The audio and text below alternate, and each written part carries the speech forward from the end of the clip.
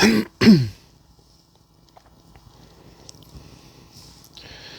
alaikum, co-admin.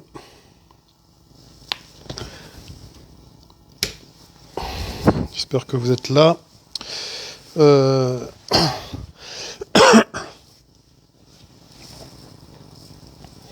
Alaikum salam, mashallah, Chacha Zidan. أعوذ بالله من الشيطان الرجيم بسم الله الرحمن الرحيم الحمد لله رب العالمين والصلاة والسلام على رسول الله وعلى آله وصحبه أجمعين أما بعد. Alors, 1000 excuses pour mon retard, je suis vraiment désolé, j'ai eu un problème de couple, donc c'était pas prévu, malheureusement, ça m'est tombé dessus. Et vous savez comment c'est, de toute façon, les problèmes de couple, ça prévient pas. Donc je vous demande pardon. J'ai même pas terminé d'ailleurs le problème, je leur ai dit que je pouvais vraiment pas rester, que je verrai plus tard avec leur cas. Donc vraiment désolé, malheureusement des fois je suis un peu dépendant de certaines personnes dans certains cas. Bon, khair, Inch'Allah. Vraiment désolé, j'essaierai de faire au mieux les prochaines fois. Je sais que je l'ai déjà fait, mais vraiment je fais pas exprès. Donc on va commencer sans plus tarder, parce qu'on a déjà pris beaucoup de retard. En plus, je savais même pas si je devais le faire aujourd'hui ou demain ou après-demain. J'ai un planning un peu bizarre ces derniers temps, donc franchement j'essaye de faire au mieux. Khair, Inch'Allah, qu'Allah nous facilite. Allahumma yassir lana umurana. اغفر لنا وارحمنا إنك غفور رحيم. Alors, question-réponse comme d'habitude. La première question que j'avais eue, c'était... Bon, il y en a eu plein, soit en privé ou d'autres. Alors, soi-disant que la Ruqya, alaykoum salam, ça serait sur photo retouchée peut marcher. Oui, alors justement, c'est ça que j'allais parler plus ou moins, c'est que que ce soit la sorcellerie ou que ce soit la Ruqya, que c'est fait via un téléphone ou un MP3 ou un ordinateur ou ce que vous voulez, c'est pas parce ça passe via la technologie que ça perd de son efficacité ou de son pouvoir ou de son... ouais, on va dire je sais pas s'il y a un terme qui existe en français, mais bref. Donc ça, le fait que un sorcier, il utilise la technologie, donc à travers des photos retouchées par exemple, ou à travers des photos tout simplement, ou à travers un téléphone d'une personne, d'accord? C'est pas parce qu'il utilise ce procédé que la sorcellerie ne va pas fonctionner. Et à l'inverse, un raqi, c'est pas parce qu'il utilise un téléphone, internet ou quoi que ce soit que sa ruqya va pas avoir d'effet. C'est totalement faux, d'accord? Pourquoi? Parce que ce soit les invocations du sorcier ou que ce soit la récitation du raqi, et donc on va rester sur l'exemple du raqi, le Coran il agit parce que c'est la parole d'Allah. Et la transmission de la parole d'Allah, elle s'est faite de manière orale. Allah, il a transmis à l'ange Jibril, alayhi salam, qui lui-même l'a transmis au prophète, sallallahu alayhi wa sallam, qui lui-même l'a transmis oralement aux sahaba, etc., jusqu'à ce qu'il nous est parvenu, jusqu'à aujourd'hui, de manière mutawatir. Donc, la transmission à la base, elle est orale. Effectivement, il y a eu des écrits qui ont été faits sur des peaux d'animaux, des écorces de bois, des feuilles, etc. Bon, bref. Mais à la base, l'enseignement, il est oral. Et donc, qui dit oral, dit aussi onde sonore. D'accord? Donc, même là, actuellement, là, je suis en train de vous parler, je suis en train d'effectuer un live à travers donc, un outil technologique, c'est aberrant de dire que ça n'a pas d'effet. Il y a des gens qui sont touchés par l'enseignement qu'il y a dans les lives. Il y a des gens qui que je récite le Coran, ou même pas moi, on va pas prendre comme exemple, mais des gens qui écoutent une ruqya sur Internet, ça a un effet, ça agit sur le mal occulte. Et une personne, elle peut se traiter, elle-même dans certains cas, comme on l'a déjà expliqué plusieurs fois, à travers le fait d'écouter une ruqya juste sur YouTube, sans qu'un raqi soit forcément présent dans son salon. Et ça a des effets positifs, et ça agit sur le mal occulte, et les personnes, elles peuvent se traiter et guérir dans maintes et maintes cas. Donc le fait de dire que, comme j'ai entendu un ignorant, là je vais pas dire son nom parce que bon, c'est pas son heure, elle a pas encore sonné, mais de dire que sous prétexte qu'on utilise Internet ou un téléphone, ça fonctionne pas. Mais quelle aberration! C'est vraiment affirmer ça, c'est vraiment être un ignorant d'une grande ignorance, de surcroît n'avoir aucune expérience dans le domaine de la ruqya.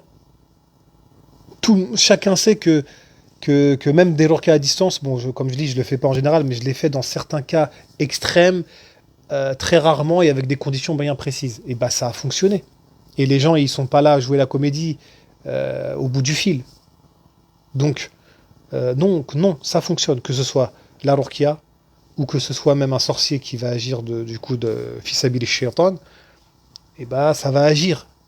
Ça peut agir, effectivement. Donc, franchement, il y a des idées conçues comme ça qui, je sais pas d'où elles sortent. Elles sortent de la tête de certains écervelés, de certaines personnes passionnées ou tout simplement des wassawis, des shiatines. Franchement, c'est c'est déplorable d'en arriver à se justifier sur ça en 2022. Bref, je vais pas m'étaler plus que ça, mais voilà, parce que ça répondait à la question de Chacha Zidane et à ce que je voulais entamer ce que je voulais débuter par le live. La question par laquelle je voulais débuter par le live. Du coup, j'ai pas suivi ce que vous avez écrit, donc wa alaykoum salam wa rahmatullahi wa barakatuh à tout le monde. Voilà, mashallah, toujours les mêmes personnes assidues, mashallah, qu'Allah les préserve. Salam alaikum, une personne qui est touchée par une sorcellerie enterrée, elle peut en guérir? Oui, Ness Ald, elle peut en guérir. Faut-il obligatoirement retrouver la sorcellerie enterrée et la détruire pour guérir? Non. Je m'explique, et je l'ai déjà expliqué, je crois. Enfin, je l'ai déjà expliqué, ça c'est sûr et certain, mais en live, je sais pas.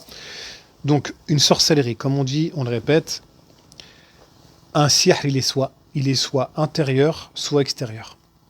En l'occurrence, une sorcellerie enterrée, donc dans un cimetière, n'importe où, c'est un sihr extérieur.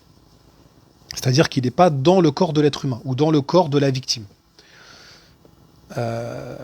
Même s'il est enterré, on va dire que, pour le coup, on va dire que c'est intérieur, mais à l'intérieur de la terre. Mais non, quand on parle d'intérieur et d'extérieur, on parle de la personne touchée par le mal occulte. Que ce soit par un djinn, un sortilège ou quoi que ce soit. Quand on parle d'intérieur-extérieur, on prend comme référence la personne victime. On ne prend pas le reste. D'accord ? Donc quand on parle par exemple d'une possession intérieure ou extérieure, on parle de la personne. On ne parle pas d'une maison ou d'un cimetière ou d'un animal. Bah pour le sortilège, c'est pareil. Quand on dit intérieur, c'est dans le corps de la personne, et quand on dit extérieur, c'est à l'extérieur de son corps. Donc, le mieux, effectivement, c'est de retrouver le sortilège et de l'annuler avec le coranisé. Après, ça dépend comment le sorcier il s'est arrangé pour confectionner son outil diabolique. S'il y a des nœuds, il faut les défaire, etc. Mettre des gants de préférence, réciter le Coran, mettre de l'eau coranisée, etc. Tout dépend des feuilles, des nœuds, du métal, du machin, bref. Si on peut le trouver et l'annuler, là, on le fait. Si maintenant, on ne peut pas le trouver, alors il faut savoir plusieurs choses. Premièrement, le sorcier, c'est pas tous les sorciers qui sont très compétents. Deuxièmement, c'est pas tous les sorciers qui ont une puissance de magie. C'est-à-dire que même si un sorcier il a la science, mais s'il n'a pas le khoubth voulu, et ben son objet magique n'aura pas beaucoup d'effet, même s'il ne s'est pas trompé dans la formule, etc. D'accord ? Un peu comme un croyant, ou enfin on va prendre l'exemple du raqi dans le sens inverse. Un raqi qui n'est pas pieux, même s'il connaît bien le domaine de la ruqya, quand il va faire sa ruqya, il n'y aura pas forcément un effet impactant. D'accord ? Ben chez les sorciers, c'est pareil. Troisième chose, quand les sorciers font des pactes avec les chatines, il n'est pas dit que les pactes ils sont forcément honorés par les chatines. D'ailleurs, dans maintes cas, les chatines ne respectent pas leurs pactes, ou alors des fois ils font exprès de faire des pactes à sens inverse. Par exemple, le sorcier il va faire un client à lui va lui demander un sihr de séparation, lui il va le faire, et en fait les chatines ils vont s'arranger pour que ça fasse l'effet inverse. Ce sera un sihr d'union. Ça arrive des fois, parce que les chatines ils ne tiennent pas leurs promesses. Eux, s'ils peuvent emmener en enfer le sorcier, les patients et tout le monde en même temps, pour eux, ils ont gagné. Donc voilà. Ensuite, euh, la quatrième chose à savoir, c'est que le sortilège en lui-même, en général, il n'est pas indéfini. Le pouvoir du sortilège, il n'est pas indéfini. Il a un temps de vie, un peu comme une pile qui a un temps de vie, d'accord? Même si ça peut être rechargeable dans certains cas, mais la majorité du temps, c'est pas, on va pas dire que le sortilège, il est fait à vie, non. Ça dépend du pacte et de la puissance du sorcier, etc. Donc c'est pas tout le temps le fait que le sortilège, il est à vie. C'est-à-dire que même si ça touche une personne pendant une semaine, bah, au bout de après la semaine qui est passée, le sortilège, il aura plus d'effet, et la personne, Inch'Allah, elle aura plus de symptômes et plus de maladies. Ensuite, cinquième chose à savoir, c'est que dans certains cas, enfin même dans la majorité des cas, ce qui atteint la victime, c'est les effets du sortilège, et pas forcément le sortilège en lui-même. Et si vous voulez un exemple contemporain, c'est comme si on pourrait donner l'exemple d'une roche radioactive. Donc la roche radioactive, on n'a pas besoin de toucher la roche pour être contaminé par la radioactivité et avoir des cancers, etc. Il suffit qu'on soit à un certain périmètre pour qu'on puisse être touché par la radioactivité et ressentir des symptômes, un mal-être, des vomissements, etc. Et ben c'est pareil pour le sortilège. Si il n'est pas dans le corps, il suffit que son effet il a été orienté pour telle personne, même si elle se trouve à 5 km dans le globe terrestre, et bah ça va toucher la personne. Donc quand la personne elle va se traiter par la ruqya, ce que nous on va chercher à faire, c'est traiter les effets du sortilège et pas le sortilège en lui-même. Et ça fonctionne. On a vu que ça fonctionnait. L'expérience a montré que ça fonctionnait. Même si on ne retrouvait pas le sortilège, le fait que la personne elle se traitait à travers la ruqya, etc., et bien, et même quand elle avait une foi forte et tout, et ben ça avait un effet, si on pouvait dire sur la radioactivité, donc ça repousserait, donc ça repousse la radioactivité, si je reste sur l'exemple de la roche radioactive. Donc c'est ce qui se passe. Donc on n'a pas besoin forcément de trouver le sortilège pour se prémunir d'un sortilège ou des effets nocifs du sortilège ou de se traiter par le sortilège. Même si c'est vrai que le mieux c'est de s'attaquer directement à la source, mais si on peut pas, et ben c'est pas grave. Après, ce qu'il est bien de rappeler, c'est que dans beaucoup de cas aussi, si le sorcier meurt, et ben dans pas mal de cas, le sortilège il est annulé automatiquement.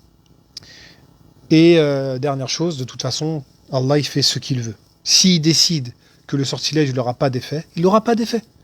Inna Allah dans surat Yunus. أعوذ بالله من الشيطان الرجيم السحر إن الله سيبطله. Donc le sihr, certes Allah l'annulera. Donc Allah il fait ce qu'il veut, de la manière que la personne elle peut être touchée par un sortilège par sa permission, comme il le dit dans Surat Al-Baqarah. وَمَا هُمْ بِضَارِّينَ بِهِ مِنْ أَحَدٍ إِلَّا بِإِذْنِ اللَّهِ. Et ils ne peuvent nuire à personne que par la permission d'Allah. Et ben de la même manière, Allah il peut décider que la personne elle guérisse illa bi'idhni, que par sa permission, indépendamment des causes, qu'on trouve le sortilège ou pas, qu'on se sonne par la ruqya ou pas, que le sorcier meurt ou pas, que les chéatines ne respectent pas leur pacte ou pas.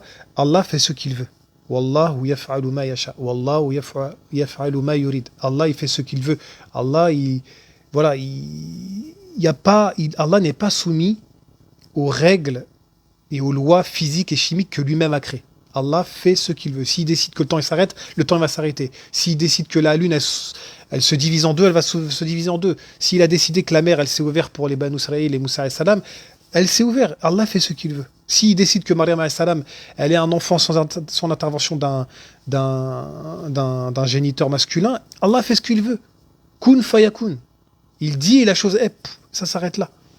Donc les gens aussi qui sont touchés, il faut s'ancrer ça dans la tête. Allah fait ce qu'il veut. Allah, je vais pas sortir. Il y a des personnes, vous les connaissez probablement, elles ont guéri de maladies sans même faire de cause. Donc, et si je voulais pas dévoiler des identités, je vous les aurais données, d'accord ? Donc, il y a, Allah, certes, comme on le dit régulièrement, la base c'est qu'il faut faire des causes, mais comme on a dit aussi dans les lives précédents, parfois il y a l'istithna, l'exception. Et si Allah il veut quelque chose indépendamment des causes, et ben cette chose-là se réalise. C'est comme ça. Donc les personnes touchées, il ne faut pas désespérer. Ne désespérez pas de la miséricorde d'Allah. La taqnatu min rahmatillah, comme on l'a dit dans Surat Az-Zumar. Ne désespérez pas de la miséricorde d'Allah. Faites les causes parce qu'il faut les faire, d'accord. Mais sachez qu'Allah il peut vous guérir sans même faire de cause ou sans même retrouver un sortilège. Wallahu a'lam. Alors, la sorcellerie par l'encens existe-t-il? Oui, ça existe par l'encens. En général, c'est sous trois états. De la même manière que l'eau, elle est sous l'état solide, liquide et gazeuse, et ben la sorcellerie, elle peut être solide, liquide ou gazeuse. Les sorciers, ils innovent et ils ont bien compris le sujet, donc ils sont très forts pour certains d'entre eux. Donc oui, par l'encens, ça existe. Oui, mais beaucoup de gens pensent que quand c'est à distance, le raqi travaille avec les djinns. Oui, mais ça c'est une ruse des chéatines. Là, je fais un live à distance. Je travaille avec les djinns? Non, c'est la technologie. C'est pas parce qu'on est à distance qu'on travaille avec des djinns. C'est quoi cette manière de réfléchir? Ça n'a aucun sens. Quand vous téléphonez à votre mère qui est au bled, vous travaillez avec les djinns? Non, c'est la technologie. Allah, il a décidé de faire en sorte que les humains ils aient accès à une technologie pour certaines choses. Le fait que les choses elles se passent à distance, ça n'a rien à voir avec les djinns. Ça peut être lié aux djinns comme ça peut ne pas être lié aux djinns. Ça peut être tout simplement lié aux lois physiques et chimiques qu'Allah a créées dans l'univers. La vitesse de la lumière, c'est quelque chose qui se passe à distance. La fibre optique que vous avez dans Internet, ça se passe à distance, c'est juste la vitesse de la lumière. Les informations, elles sont diffusées à la vitesse de la lumière, c'est pour ça qu'ils ont besoin de la fibre optique, parce que c'est la lumière qui passe, et c'est fait à distance. Les ondes sonores, c'est fait à distance. Si je crie et que la personne elle est à 1 kilomètre, c'est à distance, elle va m'entendre. Parce que les ondes sonores, elles auront atteint l'oreille de la personne. Il y a des choses qui se passent à distance sans forcément l'intervention des djinns. Ça, c'est vraiment de la bêtise de réfléchir comme ça. Allahu a'lam. Ça tombait bien alors que tu voulais commencer ton live. Ma question, le Moktoun. Ma nièce qui est malade a vu des djinns ou chiatines dans ma maison au Maroc. Mon mari a coranisé la maison à 2 reprises, mais même après ça, on entendait des bruits en haut. Que faire? Faut coraniser la maison, mettre Surat al-Baqarah, et puis il faut y vivre, faut pas la laisser à l'abandon. Si la maison elle est laissée à l'abandon, forcément les djinns ils vont prendre l'occasion d'y habiter. Et il est possible aussi qu'il y ait même une sorcellerie dans la maison. Donc même si on fait une ruqya, s'il y a une sorcellerie cachée, etc., les djinns ils vont revenir.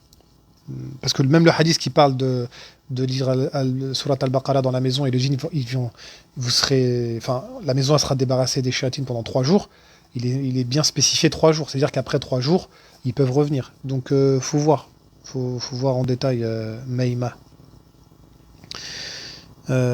Aïchouaïm, j'ai pas compris la question. C'est quels les signes? C'est pas très français pour moi, donc si vous pouvez reformuler, ça serait bien, Inch'Allah. À chaque fois, il y a une demande de mariage, mais c'est bloqué toujours. Est-ce que c'est dû à une sorcellerie? Erkia Ait el Hajj. Pas forcément. Ça, je l'explique souvent en consultation, c'est pas forcément lié à une sorcellerie. Ça peut être le fait que la personne elle commence par les péchés, donc Allah il donne pas de la baraka dans le projet de mariage. Le projet il est soit retardé, soit avorté. Ça peut être pour vous protéger de mauvaises personnes, des mauvais prétendants ou prétendantes. Ça peut être parce que vous n'êtes pas prêt aussi. Allah il sait que vous n'êtes pas prêt à tenir des responsabilités parce que le mariage c'est pas forcément la belle au bois dormant.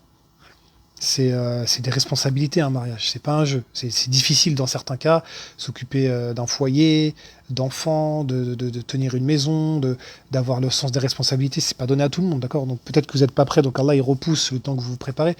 Ça dépend, c'est pas forcément lié au mal occulte quand on a des blocages vis-à-vis du mariage ou même autre. Hein. Donc voilà, wallahu alam. Si on trouve pas, ça part pas. Aïchou Ayam, s'il vous plaît, faites un effort de rédaction. Parce que on comprend pas ce que vous voulez dire. Nassi Iman. Wa alaykoum salam wa rahmatullahi wa barakatuh. Un sihr qui cause la mort, qu'Allah nous en préserve, amin, c'est le qadar, c'est ce qui était destiné à la personne. Oui, bien sûr, évidemment. Évidemment que c'était le qadar. Tout, alors là, si je commence à me lancer dans le sujet du qadar, ça va durer longtemps, mais je vais essayer de faire bref, Inch'Allah.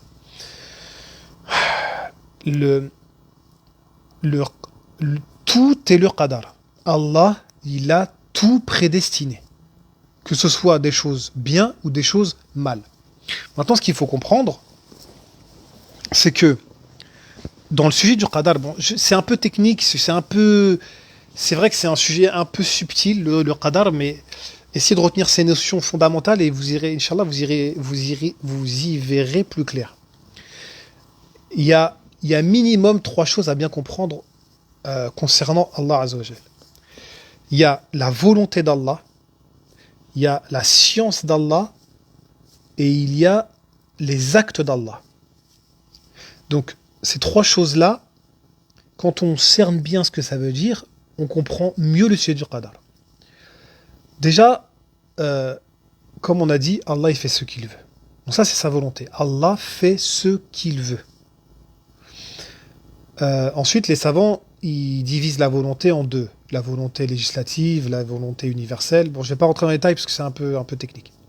Mais voilà, il faut savoir qu'Allah, il a une volonté, d'accord ? Allah veut des choses et il ne veut pas certaines autres choses. Allah, par exemple, il dit Wallahu yuridu an yatuba alaykum. Ouais, dans Surat An-Nisa. Allah, il veut que vous repentez à lui. Allah yuridu Allah liyubayyina lakum wa yahdiyakum sunana alladhina min qablikum wa yatuba alaykum. Wallahu alimun hakim. Oui, c'est ça, normalement, si je ne me suis pas trompé. Allahu alimun hakim, je vérifie, dans Surat An-Nisa, pour être sûr, désolé, je prends un peu de temps. Yuridullahu la yubayyina lakum wa yahdiyakum sunana alladhina min qablikum wa yatuba alaykum wallahu alimun hakim. Ouais, c'était bien ça, c'était wallahu alimun hakim au verset 26. Donc Allah il dit par exemple là qu'il veut nous exposer les sunan des gens qui nous ont précédés, donc les traditions, enfin voilà, les traditions, les us et les coutumes des gens qui nous ont précédés, pour nous guider, quoi, et qu'on se repente à lui. Et Allah, il est Al-Halim et Al-Alim et Al-Hakim. Donc Allah, par ça c'est un exemple de sa volonté. Allah, il veut telle chose. Allah, il veut qu'on l'adore, d'accord ? Je n'ai créé les djinns et les hommes que pour qu'ils m'adorent. Donc Allah, il veut que les djinns et les hommes l'adorent. Allah, il ne veut pas qu'on ne l'adore pas. Et il a mis en garde contre ça. Donc Allah, il veut certaines choses et il veut pas certaines autres choses. Ça, c'est la volonté d'Allah. Ensuite, il y a la science d'Allah. Donc Allah, comme on a dit là, par exemple, Wallahu alimun hakim. Allah, il est al-alim. Donc il connaît tout, il connaît le passé, le présent, le futur, l'invisible, le visible, le contenu des poitrines, etc. Tous les versets du Coran, ils vont dans ce sens-là. Allah, c'est le connaisseur dans l'absolu. Il connaît toutes choses. Il connaît ce qui va se passer, même ce qu'il se serait passé si ça s'était passé comme ça, etc. Allah connaît toutes choses, d'accord ? Donc à partir du moment où Allah connaît toutes choses, il sait très bien que parmi les créatures, il y aura celles qui vont faire du bien, celles qui vont faire du mal, etc. Il sait que la personne, elle va être touchée ou pas, etc. Ensuite, il y a les actes d'Allah. Ça, c'est comme le fait qu'Allah, il crée. Ça, c'est un acte, par exemple, d'Allah. Allah crée. Allah donne la vie. Allah donne la mort. Allah gère l'univers. Allah reprend les âmes au moment de leur mort, etc. Tous les versets qui vont dans ce sens-là. D'accord ? Donc Allah, on voit qu'il agit, il fait des choses. D'accord ? Par contre, Allah ne fait que le bien. Et c'est ça la notion qui est importante à comprendre dans le qadar, c'est que Allah ne fait que le bien. D'accord ? Donc au niveau des actes d'Allah, les actes d'Allah ne s'inscrivent que dans du bien. Il ne peut pas y avoir d'actes mauvais de la part d'Allah. C'est impossible. Parce qu'il est Allah, justement. Si on dit que Allah fait le mal, c'est de la mécréance, et on vient de faire d'Allah autre chose que ce qu'il est. Puisque Allah, il est parfait, et il est Al-Ilah, la divinité, Ar-Rabb, le Seigneur, etc. Et par définition, il ne peut pas faire de mal. Donc, quand on parle des actes d'Allah, Allah ne fait pas le mal, d'accord ? Mais le mal existe, pas parce que Allah le fait, mais parce que Allah l'a voulu. C'est deux choses différentes. C'est pas parce que Allah veut quelque chose qu'il va le faire. C'est pas parce que Allah a créé quelque chose qu'il le fait. D'accord? Allah, il a créé le mal, mais il ne le fait pas et il ne l'agrée pas. D'accord? Il l'a créé forcément, puisque comment le mal pourrait exister dans son univers alors qu'il ne l'a pas créé? C'est pas possible. Tout ce qui se trouve dans l'univers, visible ou invisible, ou même pour reprendre l'expression coranique, al-alamin, dans les mondes, parce que Allah, quand vous dites dans la Fatiha, Alhamdulillahi Rabbil Alamin, donc louange à Allah, le Seigneur des mondes. Al-alamin, ici en arabe, c'est les mondes. Donc, bon, certaines traductions, ils ont traduit par univers, même si, bon, univers, ça sous-entend qu'il y a plusieurs mondes, les mondes visibles, invisibles, dans l'infiniment petit, l'infiniment grand, etc. Mais si on prend littéralement en arabe, al-alamin, c'est les mondes, au pluriel. Donc ça sous-entend qu'il y a plusieurs mondes. Les mondes petits, les mondes grands, les mondes visibles, les mondes invisibles, le monde des humains, les mondes des djinns, le monde des anges, le monde d'ici-bas, le monde de l'au-delà, etc. Donc il y a des mondes, d'accord? Et nous, en tant qu'êtres humains, on n'a pas la possibilité de voir certaines choses, on n'a pas la possibilité d'entendre certaines choses, on n'a pas accès à tous les mondes réels, d'accord? Donc il y a plusieurs mondes. Le fait qu'Allah, donc Allah, il a tout créé et il gère tout et il a la puissance sur tout ce qui se passe dans sa création, donc dans les mondes et tout ce qu'il contient. Donc forcément, ces mondes-là contiennent du mal, puisqu'il y a des gens qui commettent du mal, il y a des djinns qui font du mal, etc. Donc le mal existe dans son univers. Donc c'est forcément que Allah l'a créé, puisque si on dit qu'Allah n'a pas créé le mal, ça sous-entend que le mal s'est créé par lui-même. Et que le mal est une chose qui échappe à la volonté et à la possession d'Allah. C'est impossible, puisque Allah, il dit dans le Coran qu'il connaît toute chose, qu'il a voulu toute chose, qu'il a créé toute chose. Allahu khaliqu kulli shay, wa huwa ala kulli shay wakil. Dans Surat Az-Zumar, Allah, il a créé toute chose et il est sur toute chose le garant. Donc, le mal, il est compris dedans. Mais c'est pas parce qu'Allah, il a créé le mal qu'il le fait. Allah ne fait pas le mal. Allah ne va pas tuer injustement. Allah ne va pas commettre des péchés. Allah ne va pas faire du mal en général. D'accord? Par contre, les êtres humains qui, eux, et même les djinns, qui, eux, ont le libre arbitre, ils décident de faire du mal ou du bien. Donc, quand vous assistez à un mal sur Terre, par exemple, c'est pas Allah qui fait le mal. C'est l'être humain ou le djinn qui fait le mal. D'accord? Mais ça ne contredit pas le fait qu'Allah le sait. Donc on revient à ce qu'on a dit tout à l'heure, la science d'Allah. Allah le sait et Allah l'a voulu. Donc on revient à la notion de volonté d'Allah. D'accord? Donc c'est pour ça qu'il faut bien comprendre la différence entre la volonté d'Allah, la science d'Allah et les actes d'Allah. Sinon, on s'en mêle les pinceaux dans le sujet du destin. Et les versets qui parlent du destin, qui paraissent contradictoires, on ne va pas les comprendre. Et c'est pour ça qu'il y a deux groupes extrémistes qui se sont égarés dans le sujet du destin. Les Qadariya et les Jabriya, c'est ceux qui... l'un, ils considèrent que tout est prédestiné par Allah, donc ils n'ont aucun pouvoir, ils sont soumis au destin d'Allah, donc ils en arrivent à même plus œuvrer parce qu'ils disent de toute façon, si on œuvre, c'est que par Allah, donc si je n'œuvre pas, c'est parce qu'Allah l'a pas voulu. Ça, c'est une forme d'extrémisme. Et les autres, qui sont tombés dans l'autre extrême, qui disent non, on a notre liberté, mais eux, c'est pas juste un libre arbitre, ils disent que eux-mêmes ils sont créateurs de leur propre destin, puisqu'ils considèrent qu'ils ont une volonté propre et que c'est eux qui choisissent ce qu'ils veulent faire ou pas. Et la volonté d'Allah, elle a aucune incidence dans leur choix, ce qui est faux, d'accord? Parce que Allah, il a décidé que la volonté des êtres humains et des djinns, elle était soumise à sa volonté à lui, dans le Coran. Dans Surat, par exemple, At-Takwir, à la fin. Bon, il y a plusieurs, surtout dans les sourates de la fin, vous trouverez beaucoup de versets comme ça, dans Surat Al-Mudaththir, Surat Al-Insan, et Surat At-Takwir, et d'autres. Hein. وَمَا تَشَاءُونَ إِلَّا أَن يَشَاءَ اللَّهُ رَبُّ الْعَالَمِينَ. Et vous ne pourrez vouloir que si Allah le veut, le Seigneur de l'univers. Donc même la volonté de l'être humain ou du djinn, elle est soumise à la volonté d'Allah. Même si nous on veut quelque chose, si Allah il le veut pas, ça va pas se faire. Et ça on le voit dans l'expérience. Combien d'êtres humains veulent atteindre quelque chose et ils n'y arrivent pas, malgré toute leur volonté, parce qu'Allah l'a pas décidé, Allah l'a pas voulu. Et à l'inverse, il y a des gens qui veulent même pas quelque chose, mais Allah l'a voulu et ils l'ont. D'accord? Donc, soit dit en passant, le proverbe quand on veut, on peut, il est faux. D'accord? Il est contraire à l'islam. Quand on veut, on peut, c'est de la mécréance, même dans l'absolu. D'accord? C'est pas parce qu'on veut qu'on peut, c'est pas vrai. Si on veut qu'Allah il veut pas, on pourra pas. Donc faites attention à ce proverbe. Je ferme la parenthèse. Donc, on revient, pour bien comprendre, la volonté d'Allah, la science d'Allah et les actes d'Allah. Trois choses différentes pour bien comprendre le destin et pourquoi le mal existe sur terre. Parce que Allah l'a voulu, Allah l'a créé, Allah le sait, mais il ne le fait pas et il ne l'agrée pas. Et maintenant, le fait de savoir si la personne, Allah il sait que la personne va faire du bien ou du mal, etc. Je vais finir sur cet exemple parce que j'ai pas envie d'être trop long et passer à d'autres questions pour essayer de pénaliser personne. Je vais vous donner un exemple que certains savants donnent pour imaginer un peu le sujet du destin.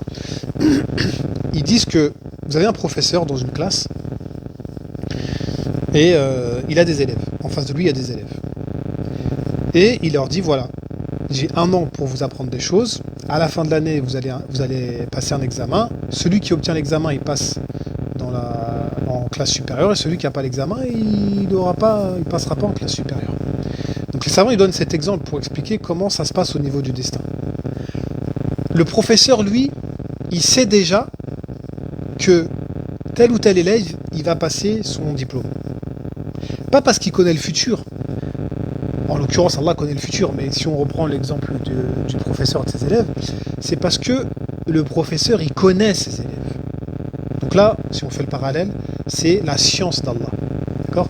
Donc le professeur, il connaît ses élèves. Il sait que tel élève, il est studieux, que tel autre élève, il est fainéant, que l'autre, il dort en classe, que l'autre, il fait que de parler avec des filles, que un tel, etc. Et l'autre, il fait pas ses devoirs à la maison, etc.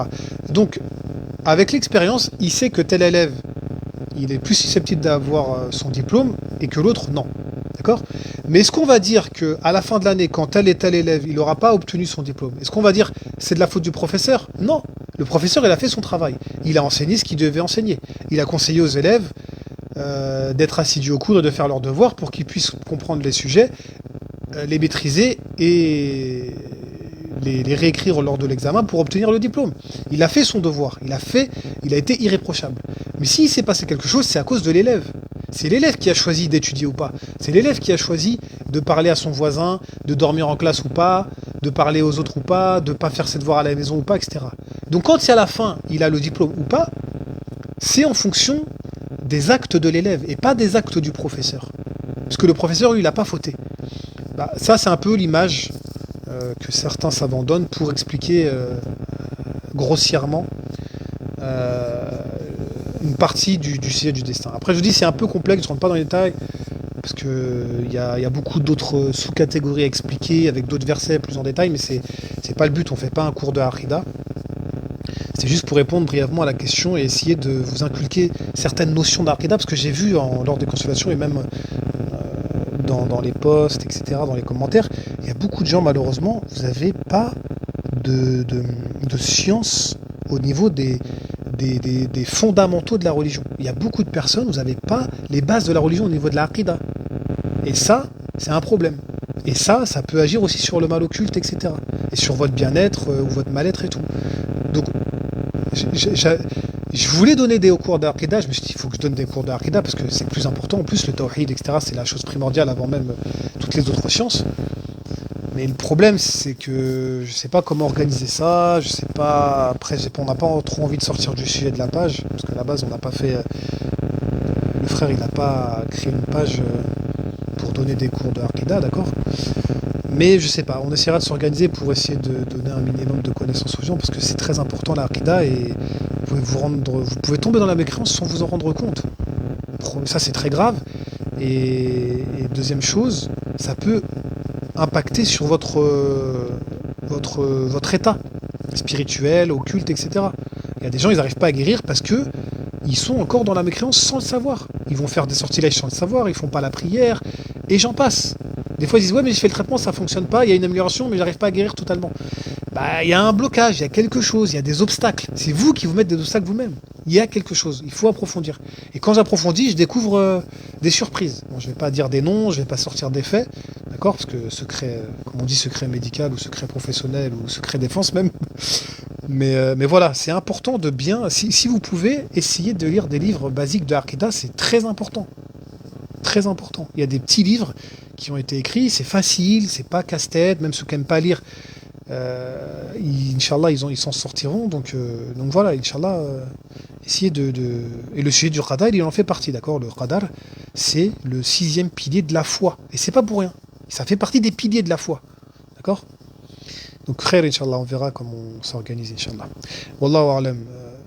C'était un peu long, mais je pense que c'était un petit peu nécessaire. Comment connaître les signes qu'il y a une sorcellerie dans la maison? Barakallahu fik, wa fikum barakallah. Bah, des fois, il y a des signes dans la maison, dans le mur.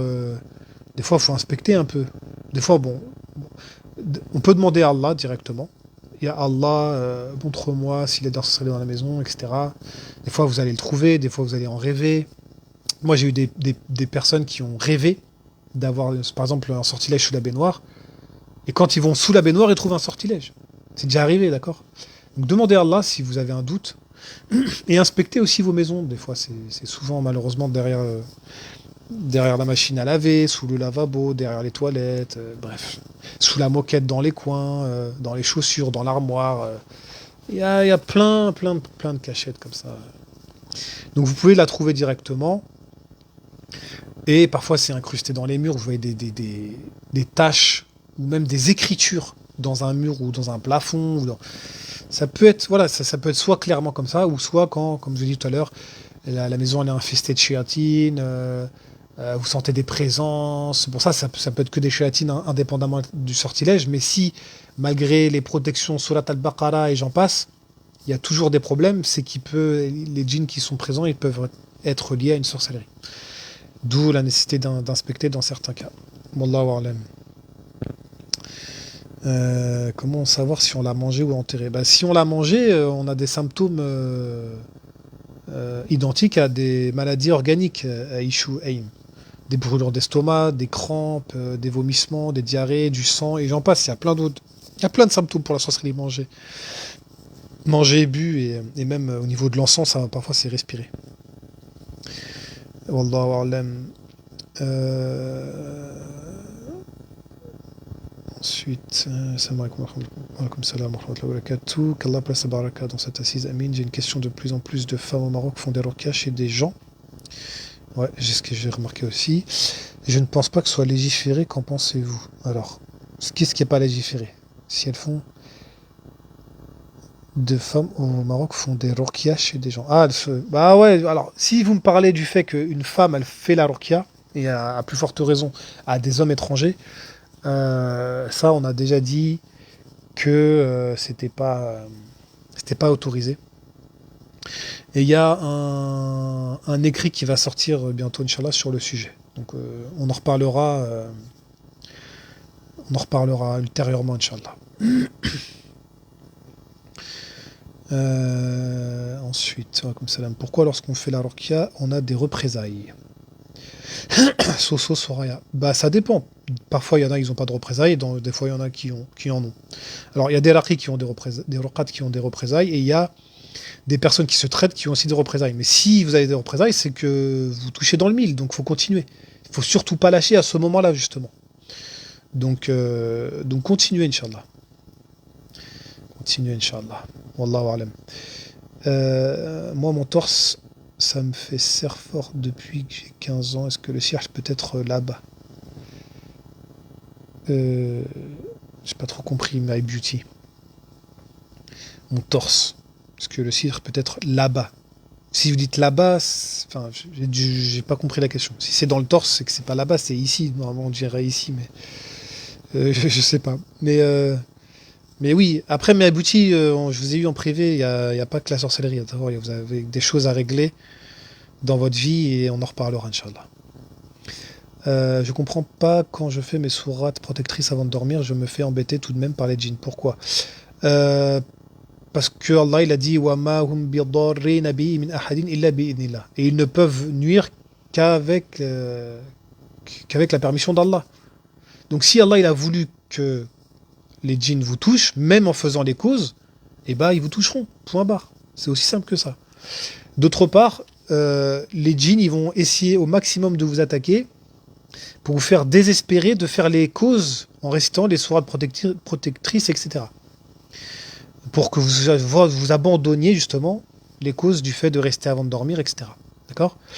Ça peut être aussi le fait que l'environnement il n'est pas pur. C'est-à-dire que si vous faites vos sourates, mais que dans la maison c'est infesté de shayatin, que vous avez été pas assez concentré lors de la récitation, que vous êtes endormi avant de finir ou des trucs comme ça, bah, ils peuvent aussi vous impacter. D'accord. Surtout si les personnes autour de vous elles sont pas pieuses. Donc elles vont rajouter, elles vont pas rentrer dans la maison avec les invocations, elles vont mettre de la musique, elles vont fumer, elles vont faire des péchés. Et vous êtes là, vous protégez, mais ça vous êtes, la situation elle est contrebalancée par le fait que vous êtes entouré des personnes qui sont mauvaises. Donc parfois ça peut jouer aussi. Après ça dépend aussi comment vous récitez. Si vous récitez mal, faites attention parce que si vous récitez très mal des fois, ça peut être une forme de sortilège sans vous en rendre compte. Parce qu'il y a des sorciers, qu'est-ce qu'ils font?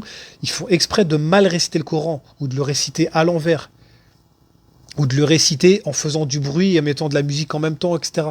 Ça fait partie des techniques des sorciers. Si vous faites ça sans vous en rendre compte, faut se poser aussi des questions, d'accord? Donc il y a tout un tas de choses qui peuvent faire que parfois vous croyez que vous n'êtes pas protégé, mais en fait non, faites les choses comme il se doit, avec la sincérité aussi, bien sûr. Et Inch'Allah, vous serez protégé. Et après, de toute façon, Allah, comme on a dit, Wallahu yaf'alu ma yasha. Allah, il fait ce qu'il veut. Wallahu a'lam. Ensuite, y a-t-il des dalils en islam sur l'existence des enfants zuhri? J'en ai déjà parlé, Nargis. Wa alaykoum salam. Il n'y a pas de dalil. Et zuhri, c'est des bêtises. C'est des bêtises, c'est des légendes un peu. C'est un mélange. Alors on ne sait jamais d'où ça vient. Si ça vient de Fatima, Zahra, Zuhri. Est-ce que ça vient du livre du Zohar? Chez les Juifs, c'est dans le Talmud. Donc après, ils en ont fait tout un truc. Alors que. Je sais pas, c'est des trucs un peu. Nous, dans l'islam, on n'a pas ça. On n'a pas d'enfant Zuhri, soi-disant. Ah oui, j'ai entendu aussi que ce serait un enfant Zuhri. Ce serait soi-disant un enfant moitié djinn, moitié humain. Il y a pas de moitié-moitié. Il y a une divergence chez les savants sur le fait que les humains peuvent avoir des relations charnelles avec des djinns, d'une part, et que d'autre part, ils peuvent avoir une descendance. Il y a une divergence, mais je ne connais pas de parole de savant qui dit que les enfants, la descendance en l'occurrence, c'est des moitié hommes, moitié humains. Et moi, pour moi, le plus probable, c'est qu'il n'y a pas de descendance. D'accord? Parce que c'est pas les mêmes espèces. C'est un peu comme un humain, il aurait des rapports charnels avec une poule. Bah, la poule, elle va pas être enceinte d'un homme poule. Ou d'une poule humaine. D'accord? Moitié poule, moitié humaine. Parce que c'est pas les mêmes espèces, tout simplement. Il y a au niveau de la génétique des choses qui font blocage. D'accord? Allah, il a créé les choses de manière à ce qu'il y ait des choses qui soient fécondes dans certains cas et pas dans d'autres. Donc pour moi, l'avis le plus probable, wallahu alam, c'est qu'un homme, même en admettant, en prenant l'avis dans la divergence qu'un homme il peut avoir des relations charnelles avec un djinn, même en admettant ce fait, moi je n'admets pas qu'il y ait une descendance qui s'en suit. Pourquoi? Parce que pour moi, c'est pas les mêmes espèces. Bien sûr, je peux me tromper, wallahu alam. C'est utilisé pour quel méfait? Pivoine rose. Je sais pas de quoi vous parlez, pivoine rose. Qu'est-ce qui est utilisé? Moi, souvent, quand je prie... Bon, les trucs incomplets comme ça, je ne vais pas prendre en considération. L'encens. L'encens, c'est une forme de sorcellerie, pivoine rose. L'encens, c'est pour... des fois, c'est pour... de la même manière qu'un sorcier il va mettre un sortilège dans la nourriture ou la boisson, bah, parfois il va le mettre dans de l'encens. C'est une ruse, voilà, une ruse. Wallahu alam. Maridon, essaye quand tu récites de faire. Je croche dedans. La demande de mariage en rêve d'un homme inconnu est un djinn qui veut se marier avec nous. Pas forcément. J'avais toujours fait ce même rêve depuis des années et depuis mon traitement, c'est le même rêve sauf qu'il s'enfuit et je le vois mauvais dans mon rêve. Il ne veut plus, il part, il s'enfuit. Bah, si c'est un rêve qui se répète et que quand vous faites le traitement, il se produit ce que vous êtes en train de décrire, dans ce cas-là, oui, on peut interpréter comme quoi l'homme inconnu, c'était un djinn. Pas qui veut se marier, mais c'est un djinn pervers. Je vais pas dire amoureux, mais un djinn pervers. Mais faites attention, Sophia.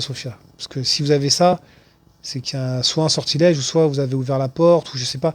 Je l'ai dit plusieurs fois, n'ouvrez pas la porte. Faites attention aux rêves, aux attouchements que vous pouvez ressentir lors des nuits et tout. Faites attention, fermez la porte tout de suite. Ne vous laissez pas faire. Parce qu'après, pour s'en débarrasser, c'est une galère. J'ai eu des sœurs, elles ont du mal. Donc, n'ouvrez surtout pas la porte à ce truc-là. D'accord? Wallahu alam. Alaykoum salam, quelqu'un qui rêve du prophète à plusieurs reprises signifie quoi? Ça dépend déjà si c'était vraiment le prophète sallam et qu'est-ce qui s'est passé dans le rêve. Alaykoum salam à tous. Subhanallah, oui, malheureusement, Araqi m'avait dit aussi qu'il est possible qu'il y avait un sihr dans la maison, mais comment le retrouver doit-on ramener Araqi à la maison? Non, pas forcément. Je vous ai dit tout à l'heure, faites des invocations et vous pouvez inspecter votre maison vous-même, pas besoin d'avoir Araqi. À part si vous êtes vraiment ignorante, mais je pense pas. Allahu alam. Mon fils a 7 ans, il ne parle pas.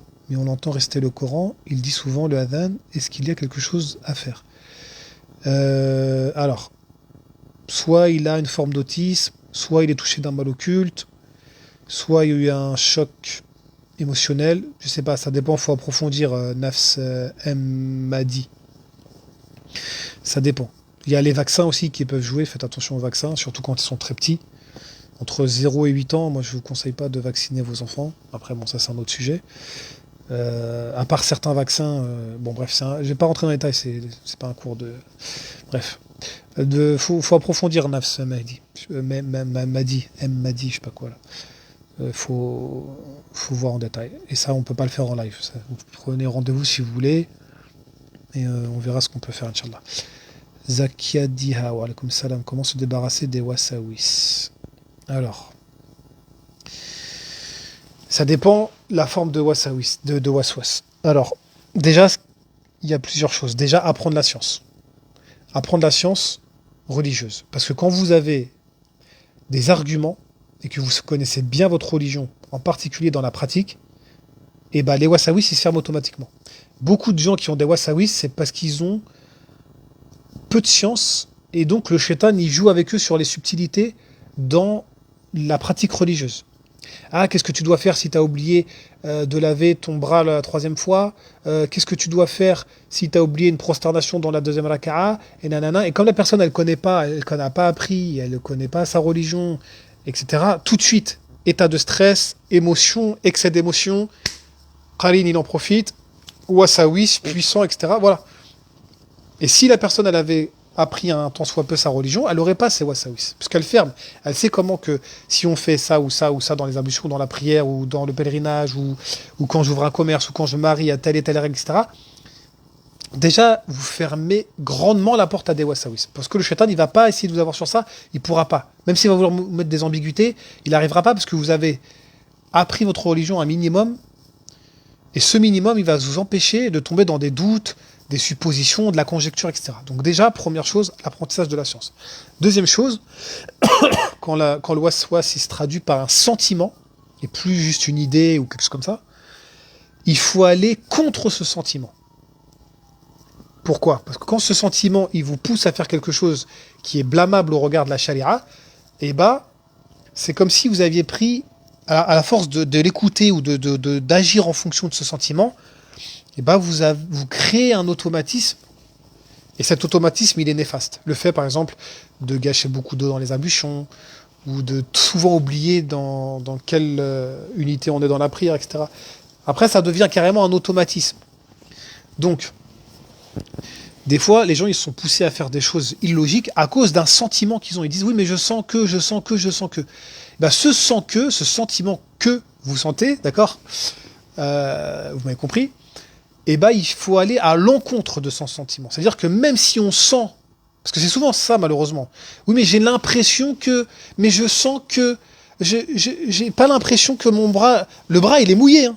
Moi j'ai vu devant, carrément on dirait que c'est de la folie. Il y a des savants qui considèrent ça comme de la folie. Le bras il est mouillé, et ils vont dire, oui mais j'ai l'impression que j'ai pas mouillé. Mais il est mouillé, les yeux, ayn al-yaqin, tu le vois de tes propres yeux quand ton bras il est mouillé. Pourquoi tu veux suivre un sentiment que tu as. Ce sentiment, il est diabolique. Si ton bras il est mouillé, c'est que tu as passé de l'eau dessus. Donc le sentiment qui va te dire non, ton bras il n'est pas mouillé, il est forcément diabolique. Donc il faut aller à l'encontre de ce sentiment. C'est-à-dire qu'est-ce qu'il faut faire pour reprendre l'exemple du bras mouillé lors des ablutions?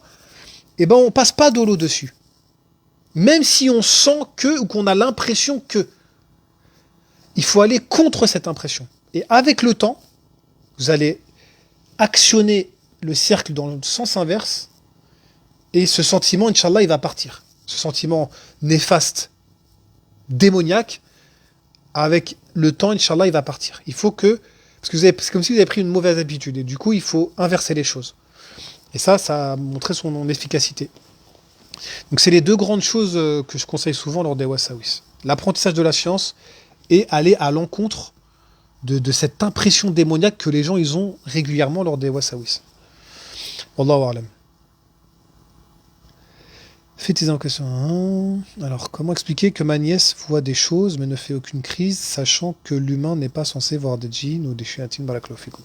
Votre nièce, ça dépend de l'âge qu'elle a, premièrement, et deuxièmement, elle peut voir des choses qui ne sont pas forcément des djinns ou des shayatin sous leur vraie forme, d'accord? Donc, il n'y a pas de contradiction. Elle peut voir des choses, mais ils ne sont pas sous leur vraie forme. Les djinns, ils peuvent prendre l'apparence d'êtres humains, d'animaux, d'objets même. Donc on peut voir des choses sans que ce soit sous leur état originel. Wallahu a'lam. Il y a un bruit de fond.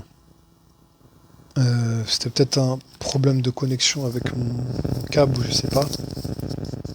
Ou le vêtement qui frotte contre le micro. Ou c'est peut-être avant, je sais pas. Alors, cette perception pertinente du qadar autour des trois axes volonté, science et les actes d'Allah permettent de mieux accepter les décrets d'Allah tout en faisant les causes. Naam. On aimerait avoir des cours de Aqidah, Inch'Allah. On comprend déjà un peu mieux grâce à cet exemple, alhamdoulilah. Akhi lit le message épinglé. Vous avez un bruit de fond qui fait qu'on vous entend pas. Là, vous m'entendez là où il y a toujours un bruit de fond? C'est un grésillement, pas un bruit de fond, je pense. Oui, voilà, c'est peut-être un grésillement, c'est peut-être un problème de câble que j'avais. Je sais pas. Oui, ce serait trop bien d'avoir des cours de Aqidah si vous avez pas le temps, au moins un résumé. Oui, Inch'Allah. Inch'Allah, je vais voir. Je vais en parler à l'administrateur principal, on verra comment on s'organise, Inch'Allah. Il est difficile de trouver de bons cours de Aqidah aujourd'hui, malheureusement. Ouais, je sais. C'est pour ça que je proposais. Et Inch'Allah, les cours de Aqidah, ils seront gratuits. Donc, il n'y a pas de... Comme ça, il n'y aura pas de choubouat. On verra, Inch'Allah. Je vous promets rien, je vais en parler, on va essayer de faire quelque chose et on verra, Inch'Allah. Wa alaykoum salam wa rahmatullahi wa barakatuh. Pourquoi tu ne crées pas ta propre page pour faire des cours d'Aqidah? Salwa Ayoub, je ne peux pas vous répondre pour le moment. Oui, j'aimerais des cours d'Aqidah, Inch'Allah. Il est insupportable ce bruit de fond. Vraiment désolé, je sais pas ce que c'est. Peut-être mon câble qui commence à périr. Peut-être c'est quelque chose qui est mal branché. Quel livre pouvez-vous conseiller, s'il vous plaît? Il y a des personnes en privé. Je leur ai envoyé un PDF et je leur ai donné un programme en fait à suivre, des petits cours de livres gratuits que je leur ai envoyé par mail.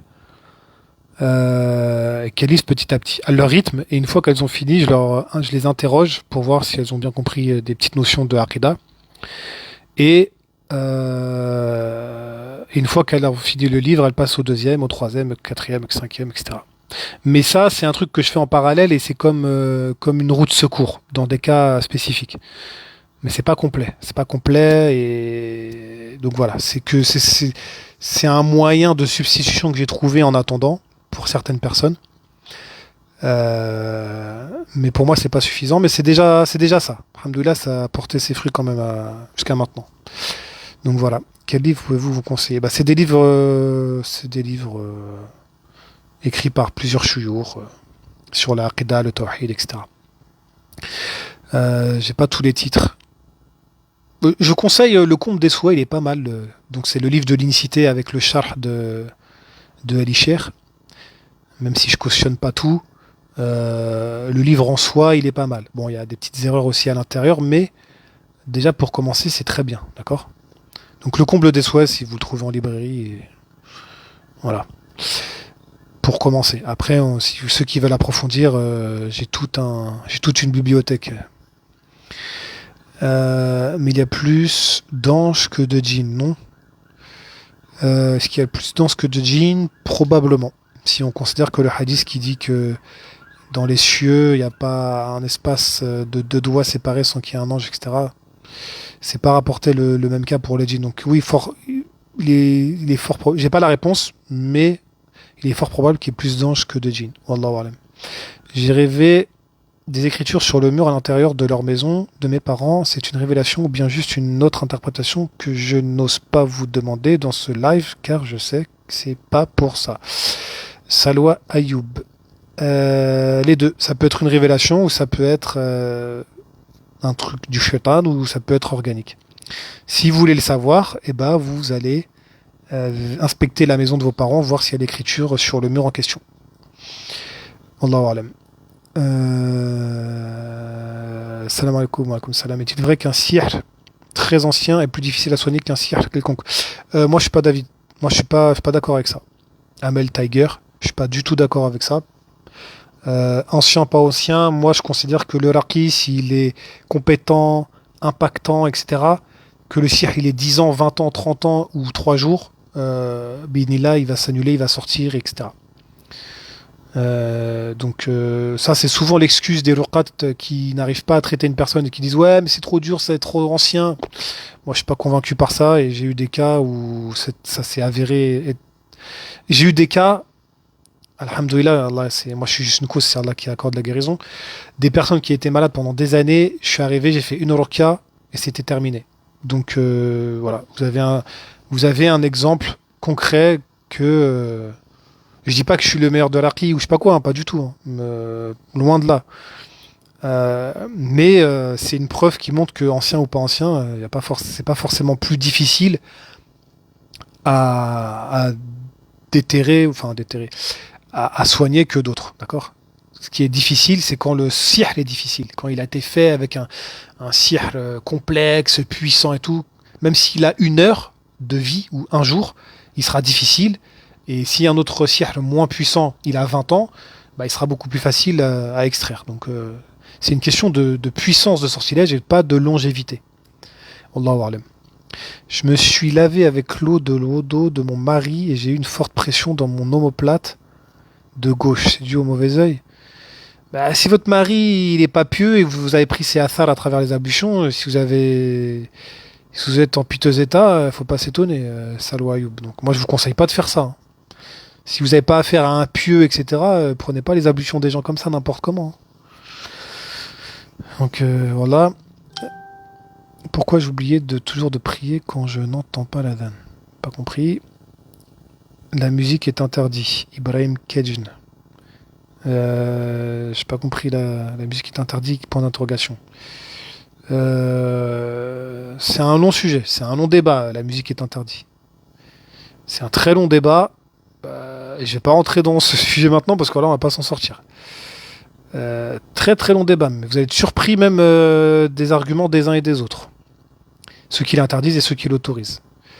Mais j'en parlerai pas ce soir parce que c'est très long, très complexe. Mais voilà, de manière générale, n'écoutez pas de musique, hein. Salam, pas d'interprétation. Le poulou, peut-être ça marche, ok, je sais.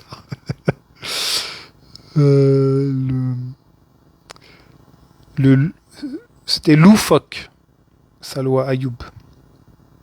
Je vais m'aligner avec le niveau de vos blagues. Comment contrôler ses rêves? Vraiment, je n'y suis jamais arrivé.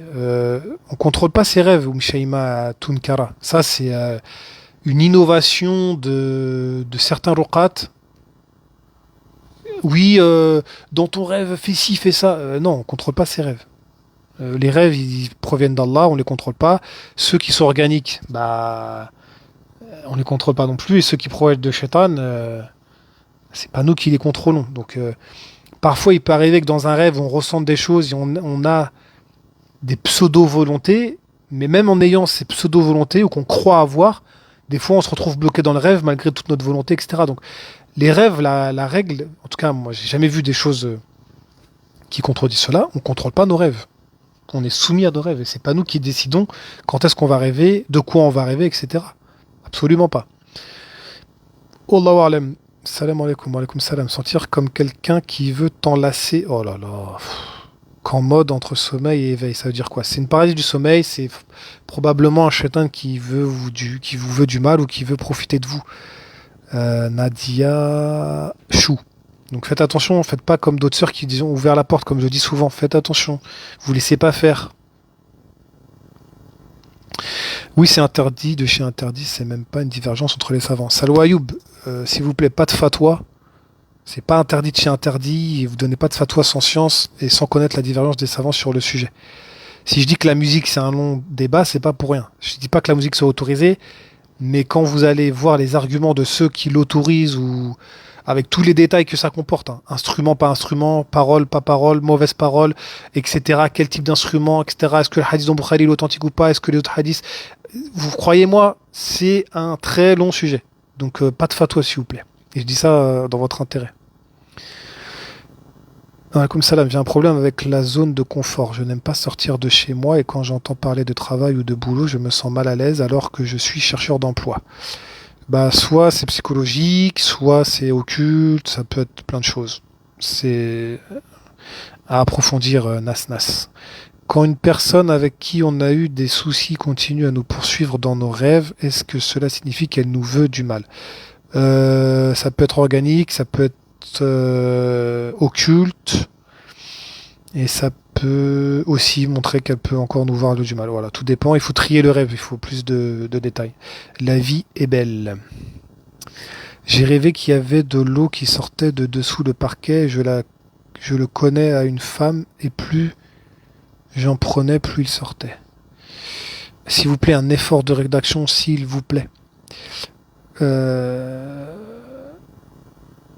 J'entends parfois la sonnette de chez moi dans mon sommeil. Ça me réveille, je sais pas si c'est dans mon rêve ou est-ce que ça peut être un djinn. J'ai fait invocation de protection le plus souvent et je me mets sur l'autre parole. Bah les deux, Karima Ben, ça peut être les deux. Soit l'un, soit l'autre, soit les deux. Ça dépend du rêve, ça dépend de votre situation et de l'environnement dans lequel là où vous dormez. Voir des chapelets que je ramasse. J'interprète pas à Waba. Comme salam. Comme salam, allez-vous ouvrir une formation pour enseigner l'interprétation des rêves? Non. L'interprétation des rêves, on l'enseigne pas à n'importe qui, même que la ruqya. Qu'Allah vous récompense pour vos enseignements. J'aimerais aussi avoir les livres aussi, s'il vous plaît, en privé, si vous voulez. Ma nièce a 18 ans. Oui, je sais qu'on peut pas voir de djinn sous leur vraie forme, mais comment expliquer qu'elle voit des choses que nous on voit pas? Doit-elle faire une ruqya? Ça dépend de l'âge qu'elle a. Si elle a 3-4 ans, elle peut voir des choses que les adultes ne voient pas. Si elle est plus âgée, elle peut être touchée d'un mal occulte. Donc faut voir, faudrait lui faire une ruqya pour s'assurer pour s'en assurer. Allahu alam. Salam, est-il possible d'avoir des PDF? Salam. Inch'Allah en privé. Wa fikum barakallah. Assalamu alaikum, un bonheur de voir quelqu'un spécialisé dans les rêves. Est-ce possible de discuter en privé? Sarah Strasbourg. Wa alaikum salam. Vous pouvez discuter en privé et prendre rendez-vous si vous avez besoin d'un service proposé. Mais concernant les rêves, pour l'instant, j'ai mis une pause. Déjà, à la base, le service, il était momentanément fermé. Dans des rares cas, j'ai accepté d'en prendre exceptionnellement en privé parce que c'était urgent et tout. Mais là, j'en ai déjà beaucoup trop.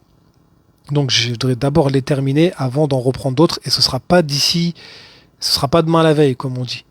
Donc pour l'instant, me donnez pas un rêve en privé, je vais pas l'interpréter, je vous le dis dès maintenant. Et les autres qui sont présents dans du live et qui sont concernés par ce que je suis en train de dire, ne vous inquiétez pas, je n'oublie personne. Inch'Allah, je n'oublie personne. Je fais mon maximum. Je sais qu'il y a des gens qui attendent depuis 2, 3, 4, une semaine, 4 jours, 5 jours, une semaine. Je vous ai pas oublié, mais je suis débordé. Mais vraiment débordé. Vous pouvez même pas imaginer à quel point. Et j'essaye au maximum. Des fois, je mange pas. Des fois, je dors même pas. Je fais du temps je sacrifie du temps de sommeil et tout, juste pour pouvoir être à jour au niveau des demandes des gens et tout. Parce que malheureusement, on n'est que 2. Vous êtes 40 000 abonnés, on n'est que 2. Vous comprenez? C'est humainement très difficile. Donc, ne vous en voulez pas. Le frère déjà Issam, il a beaucoup de choses à régler, des gros problèmes et tout. Il essaye déjà de temps en temps de faire des apparitions pour m'aider, parce que même s'il m'a délégué une partie du travail, je peux pas tout faire. Je suis qu'un humain, j'ai qu'un cerveau, deux yeux, une langue, deux bras, etc. Il y a énormément de demandes. Si vous venez dans ma messagerie privée, vous allez être choqué. Je sais, je les marque en non lu, etc. Je fais tout mon possible pour vous répertorier par ordre de priorité et tout. Je vous oublie pas, vous inquiétez pas. Alhamdoulilah, j'ai une assez bonne mémoire sur certaines choses. Mais s'il vous plaît, patientez. Vous inquiétez pas, Inch'Allah, dès que je peux, je réponds à vos rêves, je réponds à vos questions et tout. Mais je peux pas tout faire en même temps. Donc, s'il vous plaît, patientez. Je vous ai pas oublié. Croyez pas que je suis comme d'autres prêcheurs ou d'autres, je vais pas dire savants, parce que voilà, mais d'autres personnes qui, quand on leur pose des questions, elles répondent jamais ou elles répondent dans 3 mois, alors qu'elles peuvent répondre. Non, moi j'essaye de faire tout le plus rapidement possible, mais malheureusement je suis limité. Je suis qu'un être humain faible et je fais selon mes capacités. Donc juste un petit peu de compréhension s'il vous plaît. Je vous ai pas oublié, mais patientez. Patientez et Inch'Allah vous serez récompensé par votre patience. Est-il possible d'arrêter la sorcellerie héritée? Bien sûr, c'est possible. Tout est possible. Rien n'est possible pour Allah, surtout quand on veut fermer les portes au mal et ouvrir les portes du bien. Dalia Saher. Salam alaikum mon frère. Wa alaikum salam. Je rêve toujours, moi qui passe un examen dans mon ancienne école. Le rêve, ça revient plusieurs fois. Je vais pas l'interpréter, mais si le rêve revient plusieurs fois, c'est que il est à prendre en considération et qu'il il peut même être urgent. Donc, on verra plus tard. Je confirme pour ma part, est-ce vrai que quand la maman est touchée par un mal occulte, ça touche aussi les enfants? Pas forcément, Zinas Dress, pas forcément. Wa alaikum salam, wa alaikum salam, salam. Est-ce que nos ancêtres ont pu faire un pacte avec des djinns au jour d'aujourd'hui? Répercussions sur la famille. Kate Mousse, oui. Parfois, il y a des familles de sorciers connus. Les djinns, ils travaillent avec eux pendant des générations et des générations, donc ils sont très connus. Et quand un des enfants, dans une génération donnée, décide de rompre comment on dit ce là ce lien familial d'héritage, enfin cet héritage, j'ai eu des cas où les djinns ils s'en prenaient à la personne pour l'inciter à ne pas casser le lien d'héritage de la famille et continuer à pratiquer la sorcellerie, à l'enseigner aux enfants, aux petits-enfants, etc. Donc on peut casser le lien, mais en général, il y a des répercussions et donc il faut être préparé. Wallahu alam. Je confirme, le compte des souhaits est pas mal. Oui, Nargis. Ça m'a ouvert les yeux sur l'ostentation mineure d'ailleurs. Est-ce vraiment une forme de shirk? Oui, c'est une forme de shirk.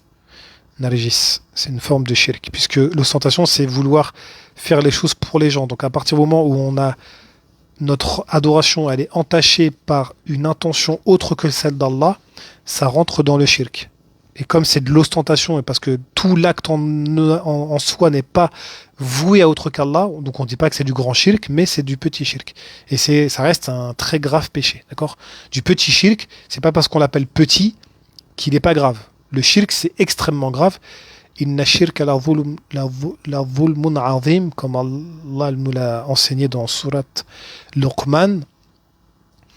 Dans Surat An-Nisa aussi, Inna Allah la yaghfiru an yushraka bihi wa yaghfiru ma duna dhalika liman yasha. Allah ne pardonne pas qu'on fasse du shirk, quoi, en fait. Hein.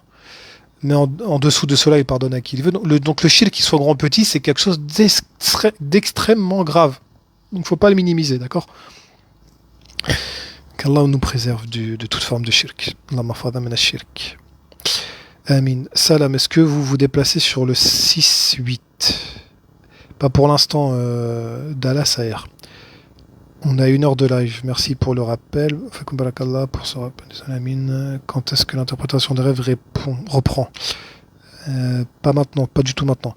Comme salam, rêver toujours des morts. Ça dépend. Quatar, Belouche. J'interprète pas les rêves et il faut le détail. Mais je ne vais pas l'interpréter de toute façon, je n'aurai pas le temps. Quand est-ce que vous allez faire votre chaîne YouTube? Elle est déjà faite, la chaîne YouTube Lousein Aïtsein, si j'ai bien prononcé. Une femme peut-elle toucher le Coran ou le lire pendant ses menstrues? Moi, je suis d'avis que oui. Il y a une divergence chez les savants. J'ai regardé les preuves scripturaires de certains et des autres. enfin des uns et des autres. Et ma conclusion, c'est que la femme qui... Alors, la femme qui a ses menstrues, j'ai pas tranché, mais en tout cas, la personne qui est en état de janaba, pour moi, elle peut toucher le Coran. C'est un long sujet, j'ai pas le temps de développer avec la sourate Al-Waqi'a, etc. Et les hadiths sur le sujet. Mais moi, je suis d'avis actuellement que la personne état de janaba, elle peut toucher le Coran, enfin le Mus'haf, et que la femme en état de menstru, à minima, elle peut le toucher avec des gants comme certains l'autorisent, ou le lire sans forcément toucher le Mus'haf. Même bon, il y a divergence après, bon, c'est du fiqh, hein, donc la divergence elle est acceptable. Wallahu alam. Mais malheureusement, j'ai pas le temps de détailler. Wa alaykoum salam, ya oustaz. Je rêve quelqu'un me venu me donner des arachides et je n'arrivais pas à voir son visage. Ça peut être lié à l'occulte, mais il faut plus de. Il faudrait consulter. Wallahu alam. D'accord, je comprends parfaitement. Merci pour l'information. Je passe sur le cas. Inch'Allah. Quel est le traitement pour se soigner soi-même contre une sorcellerie, possession? Traitement qu'on donne en rendez-vous. Wa fikum barakallah. Qu'Allah facilite. Amin. Wa yakum. On m'a offert un bracelet avec des perles qui seraient pour les énergies de chakra. Je n'y m'y connais pas. Pensez-vous que ça peut être du shirk? Oui, ça peut être du shirk, premièrement. Deuxièmement, ça peut être même un sortilège contre vous. Troisièmement, les chakras, j'ai réfuté ces bêtises, enfin les points, les soi-disant 7 points vitaux là. Il y a un livre qui va apparaître, Inch'Allah, ça va répondre en partie à ça. Quatrièmement, admettons que les pierres d'énergie, comme on dit, parce qu'il existe effectivement certaines pierres qui ont de l'énergie, d'accord? Mais pour qu'elles soient bénéfiques pour l'être humain à un haut degré, ou à un degré normal, on va dire même, il faut que ces pierres-là, elles soient en très grande quantité. Et donc, c'est pas en portant une pierre sur un anneau, ou en collier, ou en bracelet, que ça va avoir un effet énergétique positif de grande ampleur sur votre corps. C'est pas vrai, d'accord? Il faut qu'il y ait des grandes quantités. C'est pour ça que dans le Coran, Allah il a parlé du paradis, qu'au paradis, il y avait des demeures qui sont créées de telle et telle substance, donc des perles, de l'or, machin, etc. Avec effectivement, enfin, bien entendu, avec les attributs spécifiques du paradis, d'accord? Et donc ça fait partie du bien-être, si on peut comprendre d'une certaine manière les versets qui vont dans ce sens-là. Ça, c'est si on admet que certaines pierres, elles ont des énergies. D'accord? Mais voilà, donc ça peut être plein de choses votre bracelet et moi je vous conseille de ne pas le porter tout simplement. Wallahu alam. S'il vous plaît, répondez à ma question, est-ce que le sihr s'annule si le sorcier meurt? J'ai déjà répondu Salwa Ayoub tout à l'heure. Oui, ça peut arriver bien évidemment. Comment toi et le frère Issam vous vous êtes rencontrés au niveau du travail de l'interprétation et le monde de la ruqya? Je vais pas le dire en détail, mais brièvement, c'était à travers une patiente. Une grosse double facette d'ailleurs. Ensuite, il y en a une actuellement. S'il vous plaît, j'ai beaucoup de choses à vous demander. Comment venir en privé sur message? Oui, en privé, Amel Ben Hassin. Venez en privé et on verra, Inch'Allah. Quel est le nom de la chaîne? Le même nom de la page Facebook. Salam, j'ai rêvé de ma sœur qui est enceinte et qui a une envie folle de manger la tête de l'oncle à ma mère qui est mort. Je vais pas l'interpréter. Il y en a une actuellement, hein, d'accord. Plus tard qu'à le frère, il est débordé. Salam alaikum. Chaque fois ça saute malheureusement. Alors, salam alaikum. Quelle est la preuve que les djinns ne peuvent pas posséder le corps? Car j'ai souvent entendu l'avis contraire sur le sujet, comme il y a des divergences dessus, sur quoi se basent ceux qui disent le contraire. Diallo ou Mohamed. Alors, les ruqat, ou même certains savants, d'ailleurs les shuyukh, qui considèrent que le djinn ne peuvent pas posséder le corps, ils ont cet avis tout simplement parce qu'ils disent qu'il n'y a aucun texte du Coran et de la Sunna qui disent que le djinn y pénètre dans le corps humain. Tout simplement. Le verset dans Surat Al-Baqarah, pour il fait pas référence à de la possession. Et voilà. Donc ils disent qu'il n'y a aucun texte qui montre que le djinn il pénètre dans un corps, tout simplement. Et concernant le hadith, comme quoi le prophète sallallahu alayhi wa sallam, il a frappé un enfant sur la poitrine, il lui a dit Ukhruj ya Adoullah, sors ô ennemi d'Allah, etc. Et qu'après l'enfant il a vomi un petit chien noir, ou un chiot noir.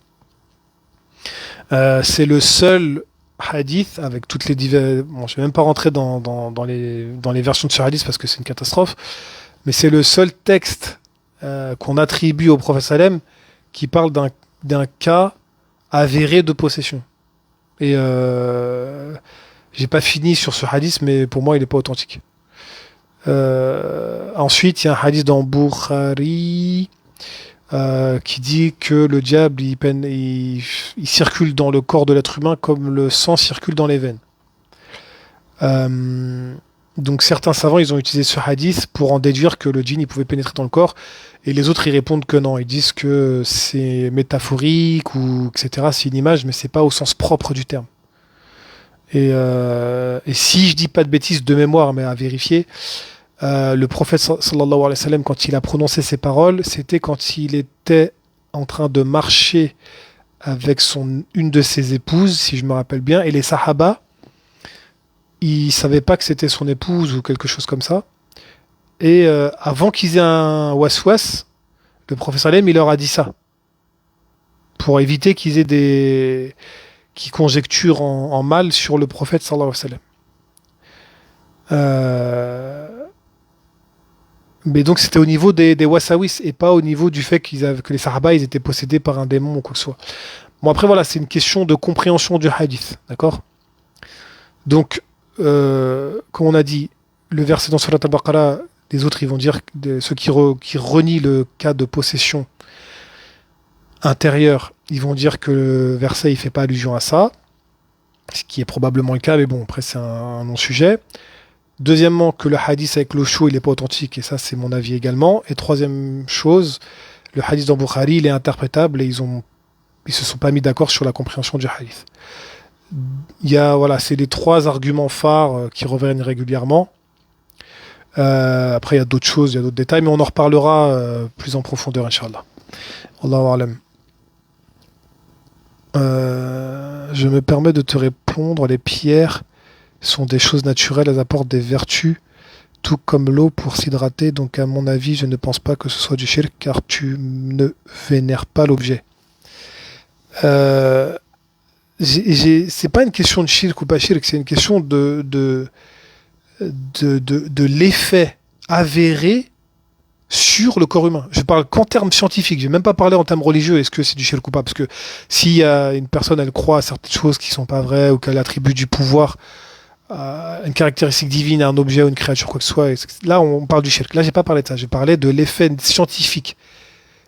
Est-ce que les pierres, elles ont certaines pierres, hein, pas toutes, hein, mais certaines pierres, est-ce qu'elles ont réellement un effet positif sur le corps humain? Et si c'est le cas, il faudrait des grandes quantités, comme on peut le comprendre de certains versets du Coran, mais pas. Et puis j'ai pas lu les études scientifiques sur le sujet, mais il faudrait les passer au peigne fin pour voir ce qu'il en ressort réellement, si étude a été faite évidemment, parce que je suis pas au courant qu'il y a des études qui ont été faites sur le sujet, mais si elles ont été faites, c'est possible, hein, j'ai pas tout lu bien évidemment. Il faudrait voir ce qu'elle raconte et quelles sont les statistiques, comment ils ont réussi à mesurer telle ampleur d'énergie dans tel corps humain par rapport à telle quantité de pierre, etc. C'est un truc à approfondir. Mais vu comme ça, ce qu'il en ressort avec l'état actuel des choses, il n'y a pas de bénéfices avérés. En tout cas, de grands bénéfices avérés. Et si c'est le cas, c'est vraiment qu'en très petite quantité, limite, ça passe inaperçu pour le corps humain. Donc, à part s'il y a une pierre spéciale, etc., un peu comme une roche radioactive, mais dans le bon sens du terme. Mais à ma connaissance, ce genre de roche n'existe pas. Donc, je suis ouvert. Hein, moi, je suis ouvert à toute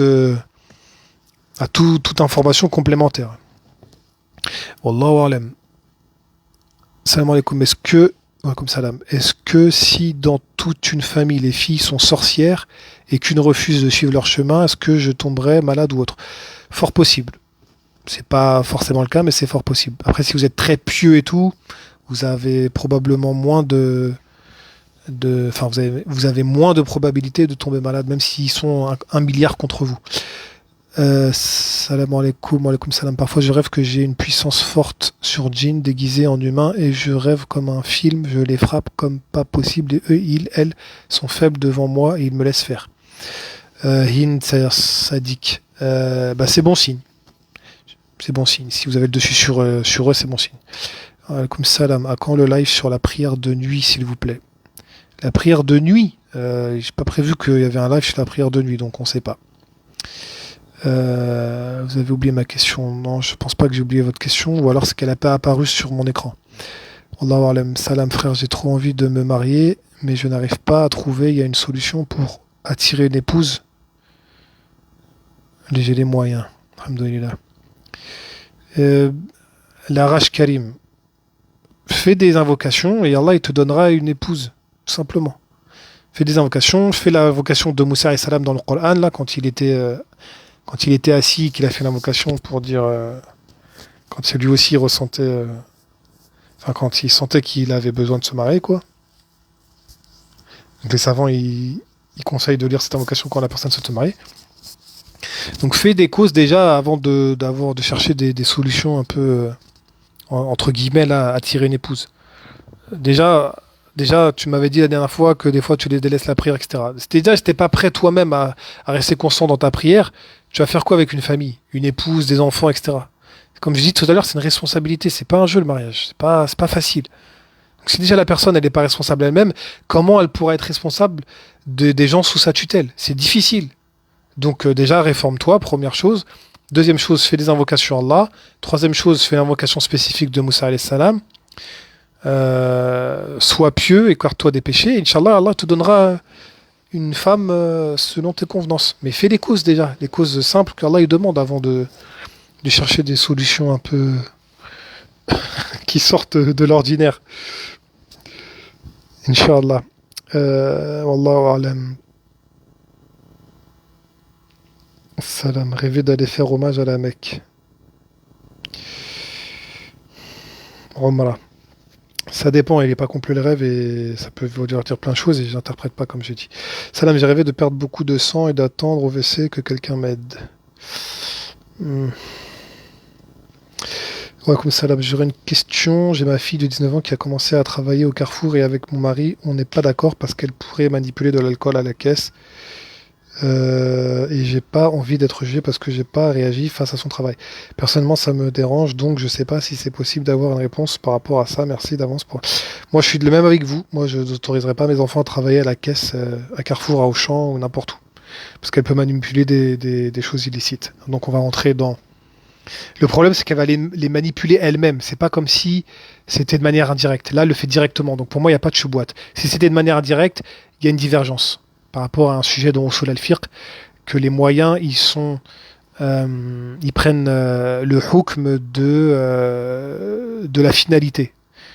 Bon, je vais pas rentrer en détail, c'est un peu complexe, mais si c'était indirectement, dans ce cas-là, il y aurait divergence, on va dire. Même si moi, j'aurais pas accepté. Mais là, comme c'est directement, parce qu'elle est à la caisse et tout, pour moi, il n'y a pas d'ambiguïté. Et moi, je conseillerais à votre fille de pas travailler dans ce genre de métier. Allahu a'lam. Quand on aime porter les pierres minérales juste parce qu'on les trouve belles. Ça, c'est différent, Pivoine Rose. Comme dit Allah dans le Coran, qui a interdit la parure qu'Allah a autorisée? Traduction approximative.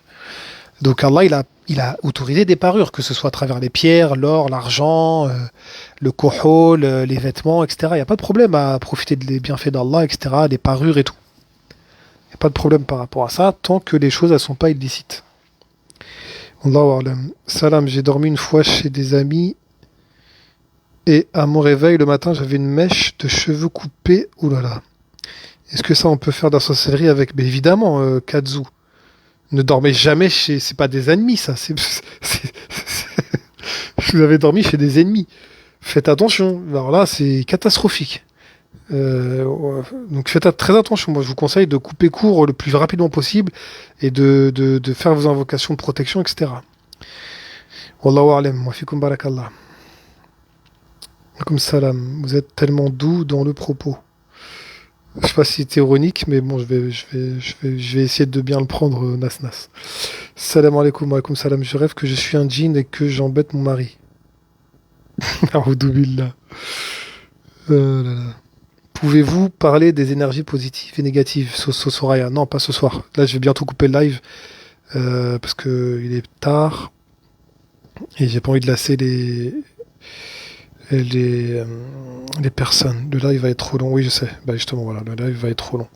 Je sais que vous avez beaucoup de questions, que voilà, tu m'as tué, on fait des causes, on est sérieux. Après un divorce, c'est compliqué. Oui, je sais, Karim. Khair, Inch'Allah, qu'Allah facilite. Salam alaikum, wa alaikum salam. Ressentir des frissons dans les membres durant la ruqya, une signification? Oui, ça a plein de significations. Bon, j'en ai fini. Salam alaikum, wa alaikum salam. Dernière question. Est-ce qu'une aura... Qu'est-ce qu'une aura et comment puis-je avoir une bonne aura? Zakia. Une aura, c'est ce que la...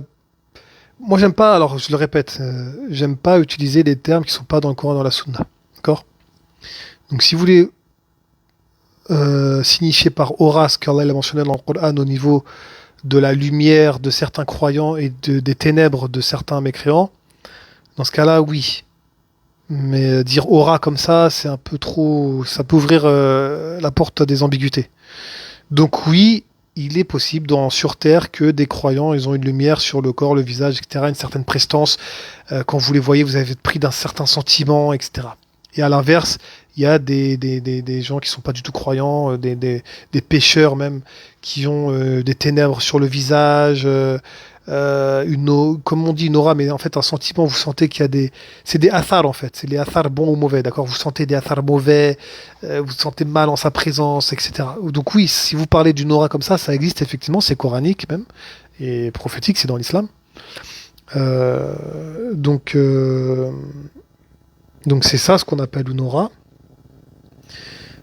Et puis avoir une bonne aura. Oui, donc comment faire? Bah, en étant pieux. Plus vous êtes pieux, plus votre aura, ce que vous avez appelé aura, elle sera bonne, pour reprendre votre expression. Et plus vous êtes dans les péchés, etc., plus votre aura sera mauvaise, tout simplement. Oui, ça passe vite, je remercie. Wallahu alam. On se lasse pas de vous, mais je comprends que vous êtes fatigué. Ouais, enfin, là encore ce soir ça va, j'ai bu un peu de café donc je tiens un peu plus que d'habitude, mais c'est juste que le live va être trop long après, voilà. Donc voilà, je vais couper, au fait barakallah, je vais écouter la moitié, Inch'Allah. Merci à tous pour votre écoute. Désolé si j'ai pas pu répondre à toutes les questions, j'ai fait ce qui apparaissait sur mon écran. Et les gens en privé, vous inquiétez pas, je pense à vous, mais juste patientez s'il vous plaît. والله أعلم سبحانك اللهم وبحمدك أشهد أن لا إله إلا أنت أستغفرك وأتوب إليك والحمد لله رب العالمين والسلام عليكم ورحمة الله وبركاته